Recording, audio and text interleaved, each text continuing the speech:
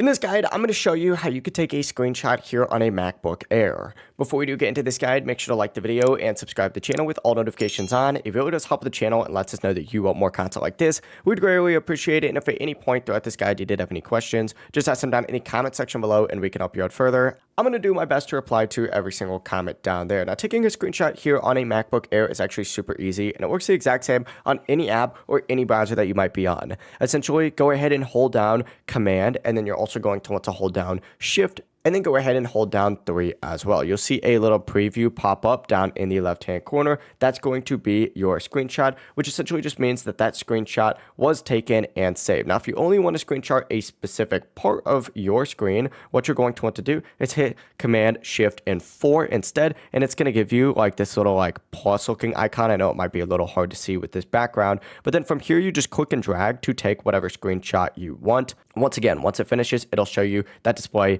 down here. And as you can see, this is the screenshot that we just took, which of course I'm going to delete since who needs a screenshot of, the side of a tree. Now, by default, all screenshots are going to be saved directly to your desktop. As you can see, this is the previous one right here, unless you've changed the location. So just keep that in mind. That is how you could go ahead and take screenshots here on a MacBook Air. If this guide did help you out, make sure to like the video and subscribe to the channel with all notifications on. It really does help with the channel and lets us know that you want more content like this. We'd greatly appreciate it. And if at any point throughout this guide you did have any questions, just ask them down in the comment section below and we can help you out further. I'm going to be doing my best to reply to every single comment down there. Have a great rest of your day though. Peace.